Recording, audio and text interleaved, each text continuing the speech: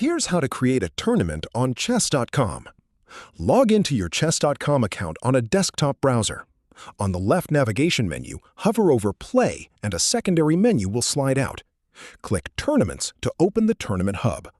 In the top right of this page, click Create Tournament to open the Setup Wizard. Enter a clear, descriptive name for your tournament. Select the maximum number of players allowed to join. This controls the size and duration of the event.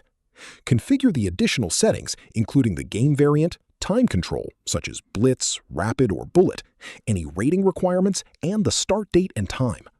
Double-check all your settings carefully, since some core options cannot be changed once the tournament goes live.